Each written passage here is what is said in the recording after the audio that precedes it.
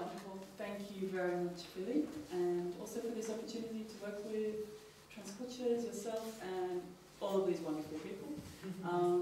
It's very interesting and exciting for me as an independent freelance artist to have the chance, I guess, to transform a little bit my own experiences and perspective into a project cultural sort of management and production sphere, and I guess like our partners from Lithuania and Slovenia, also to be wearing many different hats.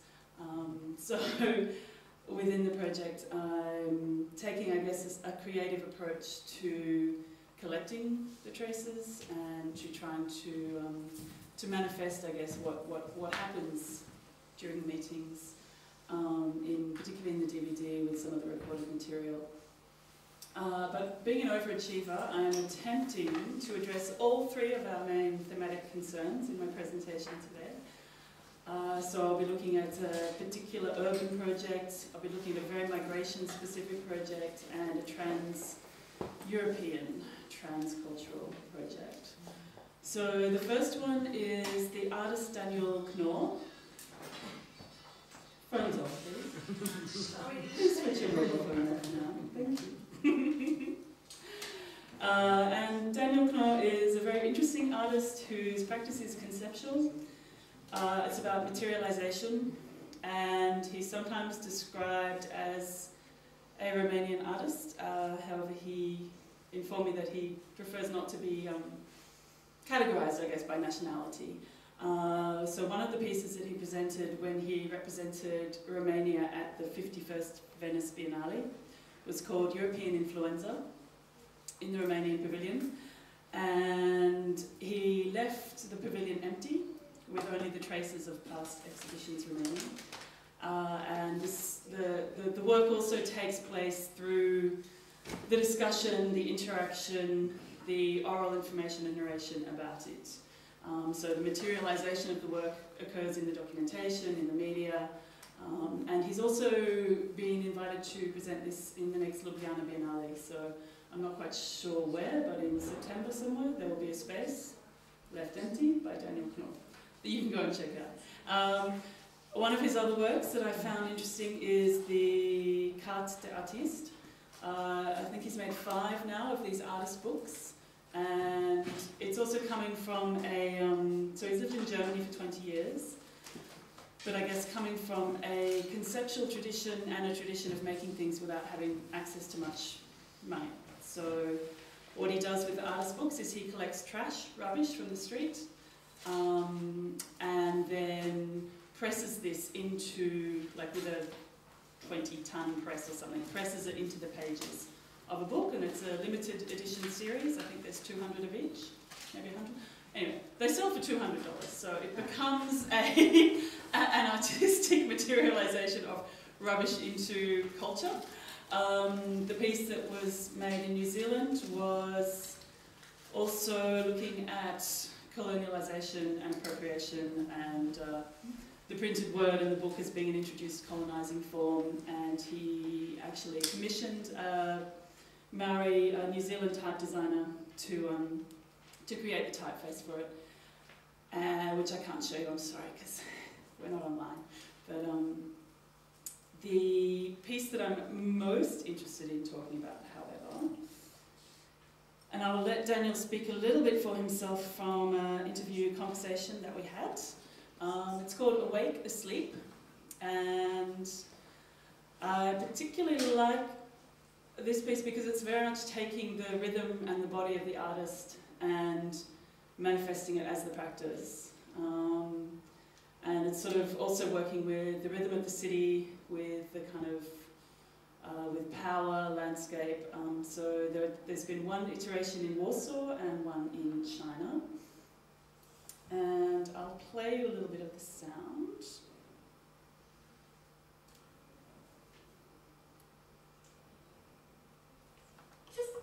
Just to get us there. So I'm in the studio with Daniel. How do you say your last name? Knorr. I mean, in French you say Knorr, but in German you say Knorr. Knorr. And in English you say Knorr. Knorr. Yeah, and Knorr. And in Swedish it means the tail of a pig. Okay. Into the work. And the one. Triggered by the idea, but also it put together a concept that, you know, comes out later. So I mean, like, sure, I mean, I think the most important about my work is that it's about materialization. So it's about when an idea becomes form, and then, you know, how it actually can change also. Like, let's say a work that is conceptual can be materialized in different ways in different times.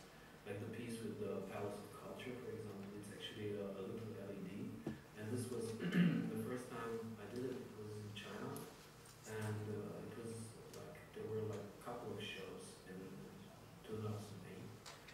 There were solo shows in Shanghai and in Guangzhou and in Shenzhen, and I put like actually just a LED in each of these places. In Shanghai it was a huge like contemporary art center where there was on the plinth just a little LED, and on the wall it was a huge wall, and then in the middle was a little LED, and like in Guangzhou it was just a space with a plinth, and in Shenzhen it was also quite, yeah, let's say a medium, like 100 square meter space, and also like one LED. And then I traveled back, and then every time when I wake up I send a SMS. These devices were connected to a kind of GSM switcher, and they, you know, switched on the light on the LEDs, and at night when I went to bed I switched it off. Cool, so you're in a different time zone then? Yes, yes, and also like, because, you know, it related to a lot of things, and I you know, the thing is like the Chinese people had a lot of questions, and it was really interesting, you know, like, because they asked, you know, like, this guy is just coming, and like, it's crazy, in a country like China, they are like 1 million, and there's a guy coming like with a little LED saying like he's putting it on and off, and we're like, what is, you know, it is about the individuality. So it was also about this kind of thing that it's a cultural, let's say, it was in the same way a cultural transport, because, you know, China or the people, they just have another perception of what is, you know, a human being individually or in a mass of people, and they are actually more thinking in like a conglomerate, but like they would be like a big body, you know, like more people together, while we are actually more, let's say, singular in our, you know, way of showing ourselves in the society. And so this was also like this kind of concept that came up actually later, or let's say not concept, but, you know, these thoughts that were triggered, materialized in our heads. And also in the same way it was like, you know, it's also a kind of measure, like, let's say a distance, you know, a distance, let's say a scale question. Because, you know, also like when you look at a city like Shanghai and you see all the little, like if you look at the skyline, you see all the little lights. So it's actually, it's the same size, but one is very near, one is very far. And also like, if it would be like, if you have it like, let's say in a home or somewhere, then it gets, you know, related to other devices. Like it would be here like this Mac with the little light, you know. So it's, you know, that this light and this thing is actually controlled by the state, let's say by the state. This is a condition that is given, you know, by the system, and it is a condition that is made for us to produce, to work, to make the society go, you know. So it's, on the other side, the little light is you know, controlled also by a human, controlled by a rhythm that is, you know, like I say, a natural one. So it's actually combining the system that is made by all of us, that is, you know, like a construction of a lot of people, like of the society, and which is the system itself, and gives this kind of power that is there, and then the control of one little person or one one entity of this. So I thought that was particularly interesting in terms of looking at relationships between power systems of electricity power, state power, and the individual, and in particular the way of an artist using their own rhythm, their own body in the work that's being kind of like I like the piece in where he's turning on and off the Palace of Culture in Warsaw with when he's waking up and going to sleep. So this is one piece which is a very sort of personal and artistic document. And the second work is by a Finnish artist called Mari Keski-Korsu.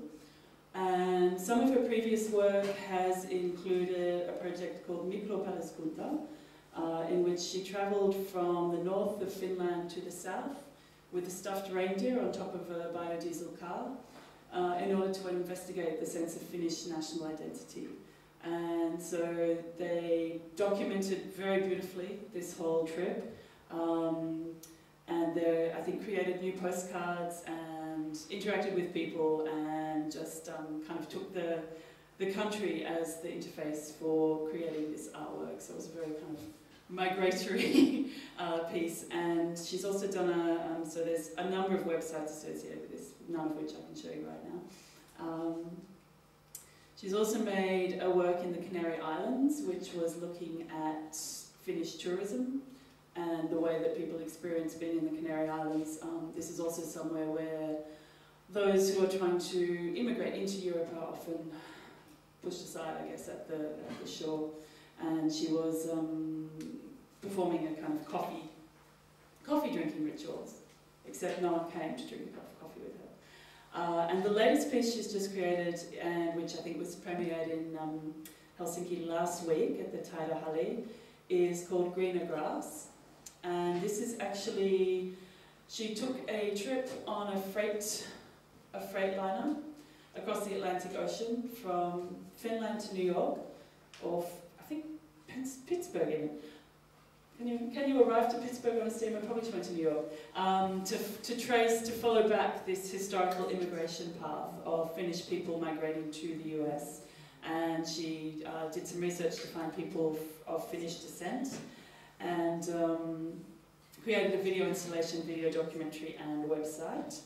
And I have a little bit of, actually I'll show you. So the concept proposal here, she had very specific questions that she was asking people. And they were, something's beeping, hello? Technology's speaking to me. This one? It's okay, it's just whirring away there. I didn't touch it, I promise. So the kind of interview questions she asked people were, what do you know about the family history, especially from the point of view of immigration? Do you remember what your family thought about Finland? What do you think about your family and integrating to the US? Does immigration play a role in your own identity? And what is your general point of view towards today's immigration? And these were some of the people who she was meeting with, and these were some Finnish immigrants in Canada. And the Statue of Liberty, the first glimpse of the US for many immigrants who came by boat. And so I think, as in all of Europe, immigration is also quite a hot topic in Finland. And that there's, so she was, I quite like this, when I put this project in one sentence, I think it is a description of chasing dreams and what happens to the dreams when they're touched by the reality over generations in people's identities. And I want to tell these stories from very human and grassroots levels through people's personal experience. I believe knowing history is a key to understand future in some level. And I have a very, very small amount of material from the journey, which is from the diary that she kept. And I guess I should start at the bottom here. So this Friday, October 22nd, 2010. So this is a storm on the ship. She thinks we should go and hide somewhere. They're going around the storm. I read that Finnish immigrants to the US didn't have very good circumstances on board in the big changed from the 19th to the 20th century. There wasn't enough food, many people suffered seasickness badly. Some people didn't leave happily but were forced to do so because of the economic situation at home. There was no work, only famine, and then there were also political reasons to leave. And it says that Finnish people are very active and into sports. I guess I'm not Finnish. And about talking with the engineers, so it's also not someone taking a physical journey and recreating this experience in a very tangible way. The project website is Greener Grass, and hopefully when you're online again, greenergrass.info, you'll be able to go and have a look at that. And the third piece that I would like to briefly touch on is, I need to get the, sorry, I just need to get my sound file ready.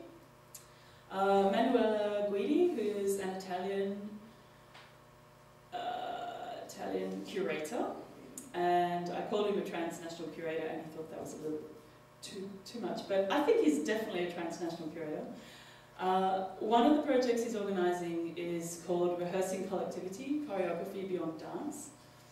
And I think this is interesting because it's looking at, it's really looking at,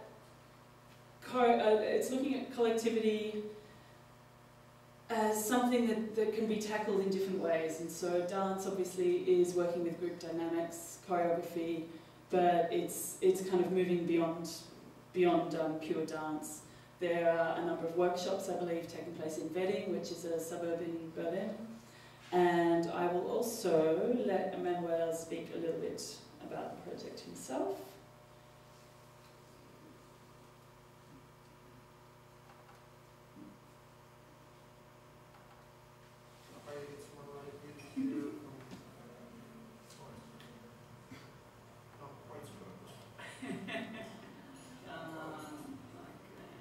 This is nice, Mike.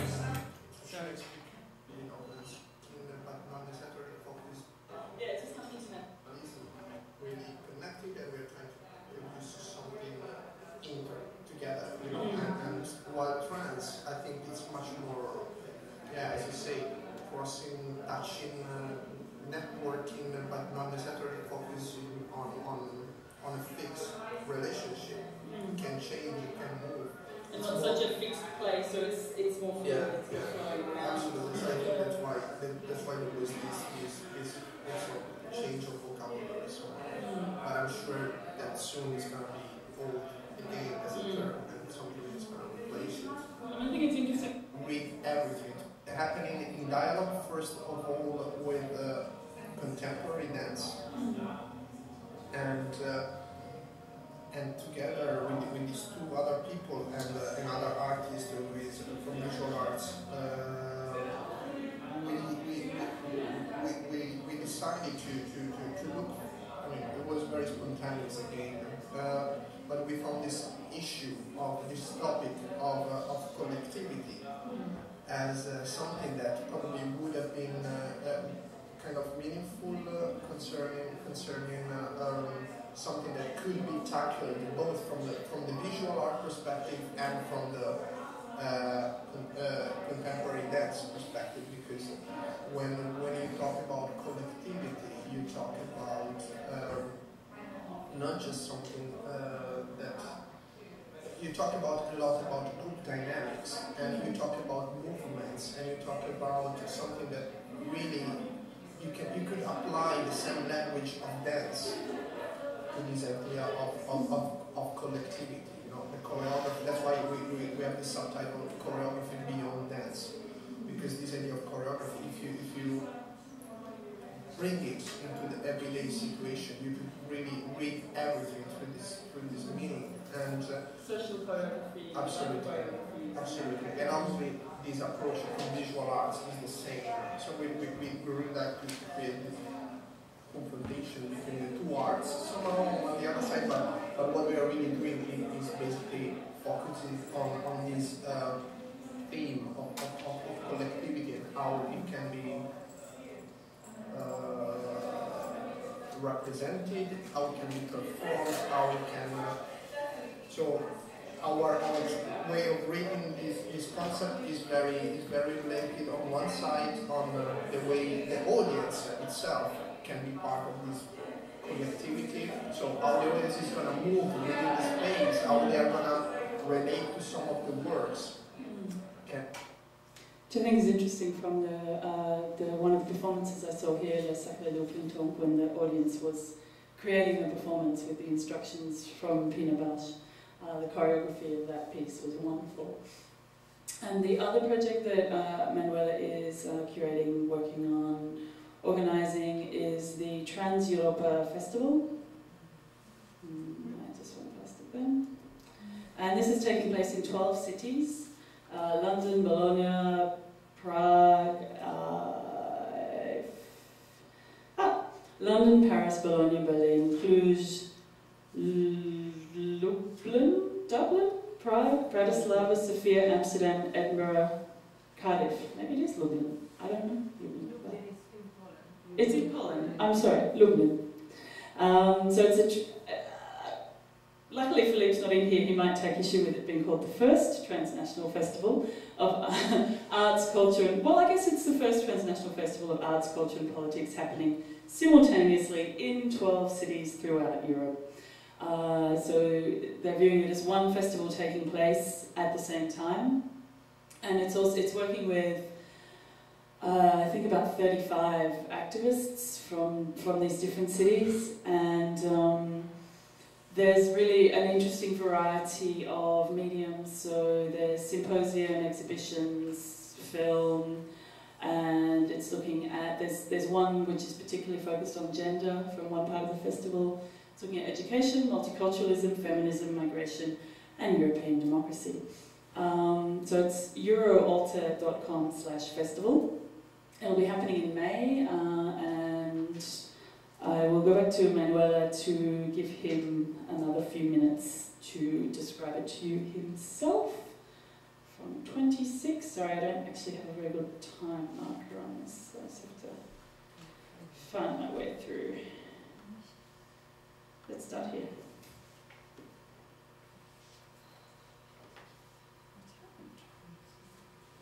Hello? It's done.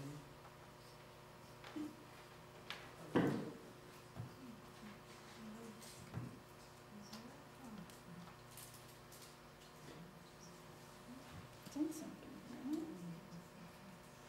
Oh, but there was sound before, now there's no sound. Very strange.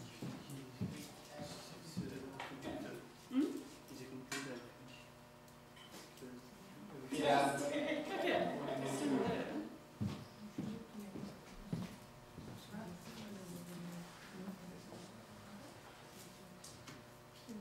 I listened to this a moment ago. It was here. Oh, maybe it was the other bar. Anyway, so the festival is more it's not about presenting existing works, but it's really a platform to collaborate and to create work together. I think it's Curator is a architecture group who are doing something at the Chelsea College of Design, and there's one Turkish artist who's been invited to create a space in 4 different cities, so an installation space that will be like experienced by people in 4 different places. Franco Barradi-Biffo is going to be talking, who's a wonderful Italian activist and philosopher. And I mean, Emmanuel and I had a very brief talk about some of the challenges and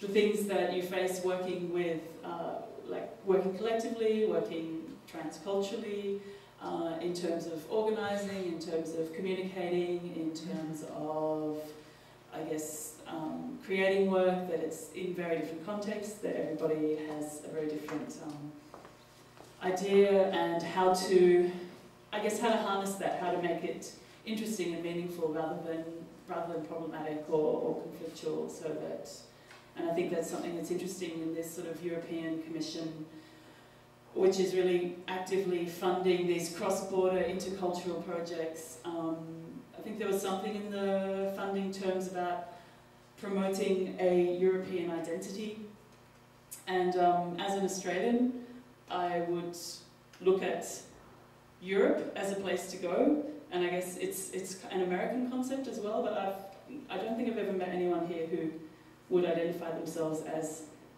primarily like as European. Like people are, I don't know if that's I'm interested if a European cultural identity is a useful or possible thing, or if it is, you know, always going to be a kind of a mix or a blend or very specific.